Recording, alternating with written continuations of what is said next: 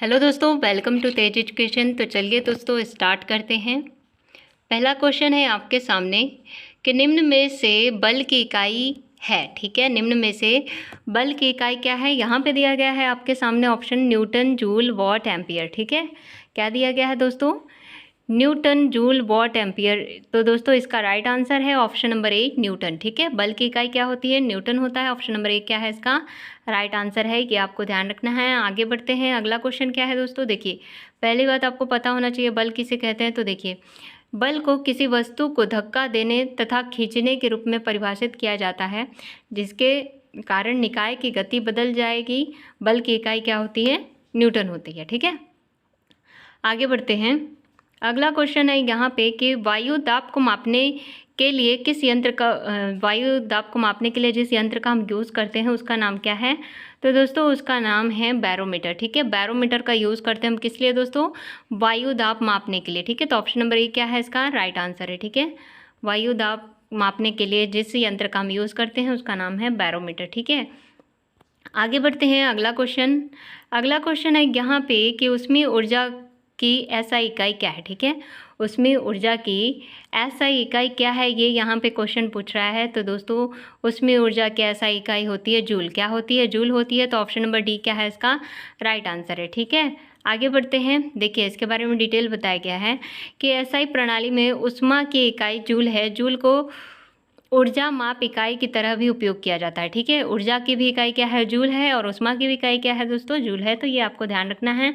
आगे बढ़ते हैं, अगला क्वेश्चन यहाँ पे कि ब्यूफोर्ट स्केल से क्या मापा जाता है? ठीक है, ब्यूफोर्ट स्केल जो होता है इससे क्या मापा जाता है? आपके सामने ऑप्शन दिया गया है, हवा की गति, पर्वतों की ऊंचाई, वायुमंडलीय दाब या भूकंप की तीव्रता। ठीक है, तो ब्यूफोर्ट स्केल का यूज़ करते हैं हवा की गति मापने के लिए। किसके लिए? हवा की गति मापने के लिए जो है दोस्तों हम ब्यूफोर्ट स्केल का यूज़ करते हैं। ब्यूफोर्ट स्केल, हवा की गति। ठीक है, आगे बढ़ते हैं। अगला क्वेश्चन है यहाँ पे कि मीट्रिक प्रणाली इस देश में प्रस्तावित की है। ठीक है, मीट्रिक प्रणाली जो है इस देश में प्रस्तावित की गई है। किस देश से प्रस्तावित की गई है दोस्तों? फ्रांस से। ठीक है, कहाँ से लिया गया है इसे? फ्रांस से लिया गया। तो ऑप्शन नंबर ए क्या है इसका राइट आंसर है, ये आपको ध्यान रखना है। ठीक है, मीट्रिक प्रणाली फ्रांस देश में प्रस्तावित की गई। फ्रांसीसी क्रांति के दौरान मीट्रिक सिस्टम का पहला व्यवहारिक अध्याय 1799 में आया था। ठीक है, कब आया था? 1799 में आया था दोस्तों। ठीक है, आगे बढ़ते हैं। अगला क्वेश्चन यहाँ पे क्या आवृत्ति की इकाई होती है? ठीक है, आवृत्ति की इकाई क्या होती है ये यहाँ पे पूछ रहा है। तो दोस्तों ऑप्शन दिया गया है सेकेंड, हर्ट्ज, मीटर, मीटर प्रति सेकेंड। ठीक है, तो दोस्तों इसका राइट आंसर है ऑप्शन नंबर बी, हर्ट्ज। ठीक है, आवृत्ति की इकाई जो है क्या होती है? हर्ट्ज होती है। और हर्ट्ज को किससे रिप्रेजेंट किया जाता है? HZ से। ठीक है, तो ये भी आपको ध्यान रखना है। आगे बढ़ते हैं। अगला क्वेश्चन है यहाँ पे कि पार्सेक मात्रक है। ठीक है, पार्सेक जो है किसका मात्रक होता है? तो दोस्तों पार्सेक जो है वो होता है दूरी का मात्रक। किसका? दूरी का मात्रक होता है। और इसका यूज़ किया जाता है किस लिए? पृथ्वी से तारों की दूरी नापने के लिए। ठीक है, पृथ्वी से तारों की दूरी कितनी है इसे ज्ञात करने के लिए दोस्तों पार्सेक का यूज़ किया जाता है। तो ये आपको ध्यान रखना है। ऑप्शन नंबर थर्ड क्या है इसका राइट आंसर है। ठीक है, आगे बढ़ते हैं। अगला क्वेश्चन है यहाँ पे कि समुद्र की गहराई मापने के लिए उपयोग किए जाने वाला यंत्र क्या कहलाता है? ठीक है, समुद्र की गहराई मापने के लिए जिस यंत्र का हम यूज़ करते हैं उसका नाम क्या है?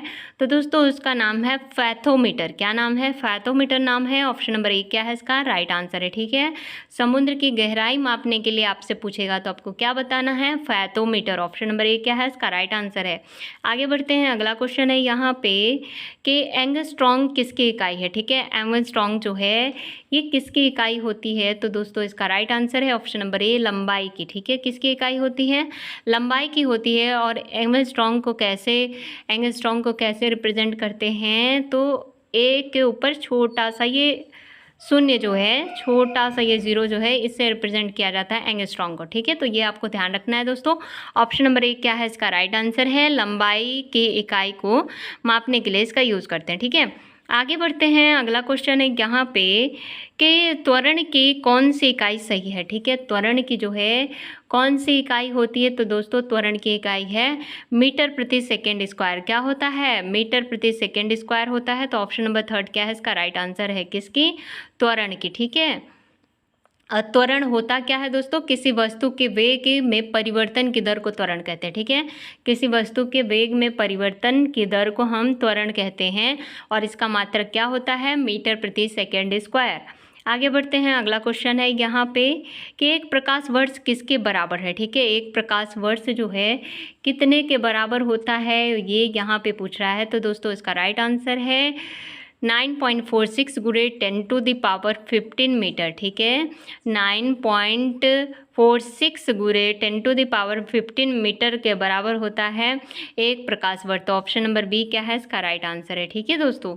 क्या होता है 9.46 गुणे 10⁻15। तो ये आपको ध्यान रखना है। आगे बढ़ते हैं, अगला क्वेश्चन क्या है। अगला क्वेश्चन है यहाँ पे कि एसआई पद्धति की मूलांक इकाई कितनी है, ठीक है। एसआई पद्धति की जो है मूलांक इकाइयाँ कितनी होती हैं, मूल इकाइयाँ।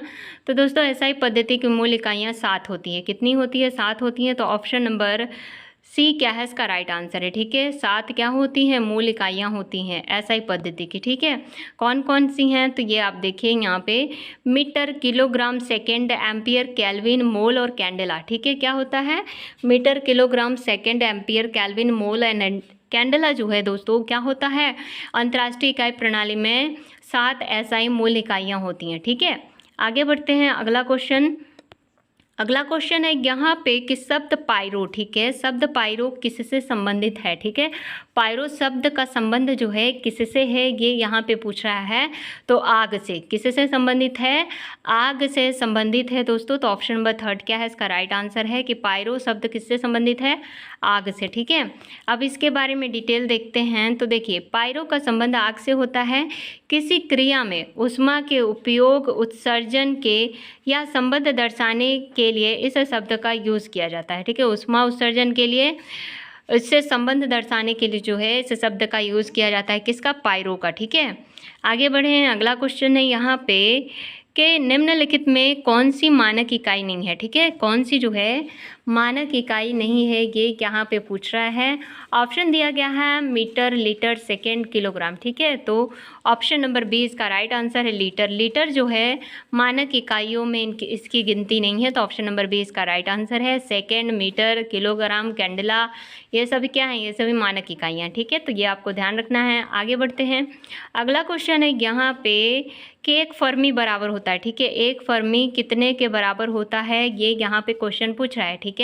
एक फर्मी जो है कितने के बराबर होता है, तो दोस्तों ये होता है 10⁻⁻15 के बराबर। कितने के बराबर, 10⁻⁻15 के बराबर जो है एक फर्मी होता है।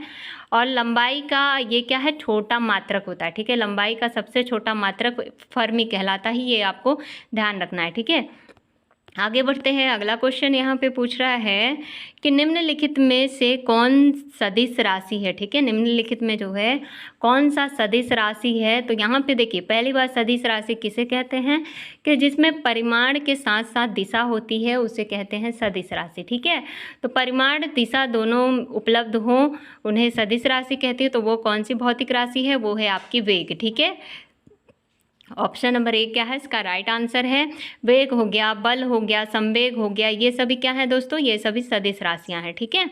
आगे बढ़ते हैं, अगला क्वेश्चन है यहाँ पे कि 1 क्विंटल किसके बराबर होता है, ठीक है। 1 क्विंटल जो है किसके बराबर होता है, ये यहाँ पे पूछ रहा है। अब बताइए, ये तो अपने रियल लाइफ में भी इसे हम यूज़ करते हैं, ठीक है। अभी ये नहीं पता होगा तो क्या पता होगा। तो 100 किलोग्राम दोस्तों कितने के बराबर होता है, 100 किलो को हम बोलते हैं 1 क्विंटल। कितने को, 100 किलो को 1 क्विंटल बोलते हैं। तो 100 किलोग्राम बराबर 1 क्विंटल, ये आपको ध्यान रखना है। ऑप्शन नंबर 3 इसका राइट आंसर है। जब ये भी ना पता रहे तो क्या पता रहे, बताइए। आगे है अगला क्वेश्चन कि उस भौतिक राशि की पहचान करें जिसे न्यूटन सेकेंड प्रति मीटर स्क्वायर में मापा जाता है, ठीक है। ऐसी भौतिक राशि जिसे न्यूटन सेकेंड प्रति मीटर स्क्वायर में मापा जाता है वो कौन सी भौतिक राशि है, तो दोस्तों वो है श्यानता गुणांक, ठीक है। क्या है, श्यानता गुणांक है। ऑप्शन नंबर 3 क्या है, इसका राइट आंसर है, ठीक है।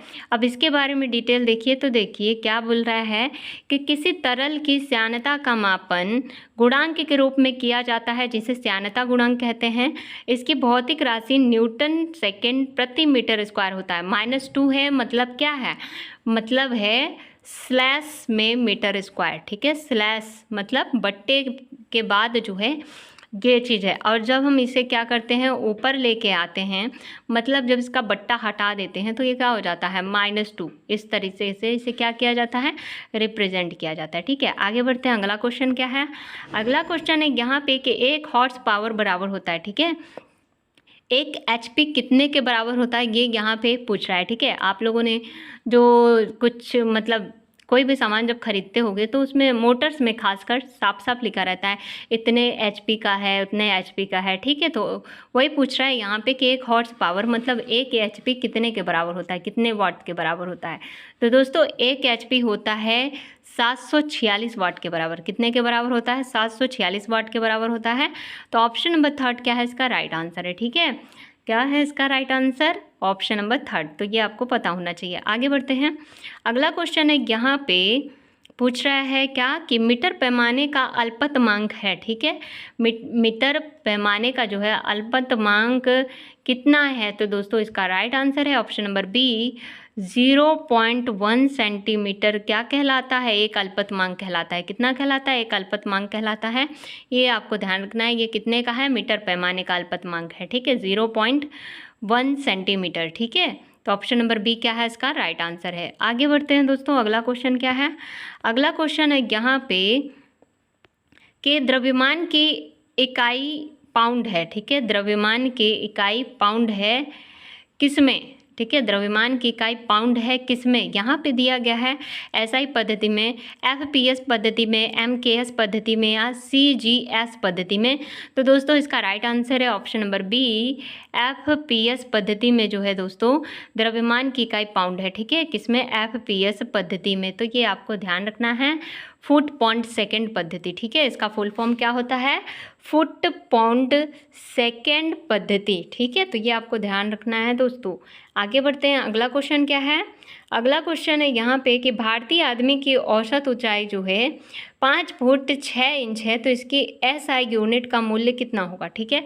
क्या बोल रहा है कि अगर एक आदमी की औसत ऊंचाई जो है 5 फुट 6 इंच है तो इसकी SI यूनिट का मूल्य कितना होगा। तो दोस्तों इसकी SI यूनिट होगी 1.68 मीटर। कितना होगा, 1.68 मीटर जो है ये होता है इसका SI यूनिट, ठीक है। तो ये आपको ध्यान रखना है, ऑप्शन नंबर ए इसका राइट आंसर है। आगे बढ़ते हैं। अगला क्वेश्चन यहाँ पे कि कोणीय विस्थापन की SI इकाई है, ठीक है। कोणीय विस्थापन की SI इकाई क्या होती है। तो दोस्तों इसका राइट आंसर है ऑप्शन नंबर 3 रेडियन, ठीक है। कोणीय विस्थापन की SI इकाई क्या होती है, रेडियन होती है, ठीक है। और इसे कैसे रिप्रेजेंट किया जाता है, RAD से, ठीक है। RAD से रिप्रेजेंट किया जाता है और इसका मतलब क्या होता है, रेडियन, ठीक है। और ये कैसी राशि है दोस्तों, तो ये विमाहीन राशि है, ठीक है। ये आपको ध्यान रखना है। आगे बढ़ते हैं। अगला क्वेश्चन है यहाँ पे कि इलेक्ट्रॉन वोल्ट मात्रक है, ठीक है। इलेक्ट्रॉन वोल्ट जो है किसका मात्रक है। तो दोस्तों इलेक्ट्रॉन वोल्ट जो है ये ऊर्जा का मात्रक होता है, किसका, ऊर्जा का। तो ऑप्शन नंबर डी क्या है इसका राइट आंसर है, ठीक है। इलेक्ट्रॉन वोल्ट किसका मात्रक है, ऊर्जा का। Option number D right answer है। आगे बढ़ते हैं। अगला क्वेश्चन कि दाब के लिए सूत्र है, ठीक है। दाब के लिए क्या सूत्र है, ठीक है। तो दोस्तों दाब बराबर क्या होता है, तो दाब बराबर होता है बल बट्टे क्षेत्रफल, ठीक है। दाब क्या होता है, दाब बराबर होता है बल बट्टे क्षेत्रफल। तो ऑप्शन नंबर ए क्या है इसका राइट आंसर है, ठीक है। ऑप्शन नंबर ए इसका राइट आंसर है। तो दोस्तों यहाँ पे जो है इस क्लास में इतने ही क्वेश्चन थे, ठीक है। आगे के क्लास में इसके आगे के क्वेश्चंस कराऊंगी, ठीक है। तो मिलते हैं दोस्तों नेक्स्ट वीडियो में, तब तक के लिए बाय बाय।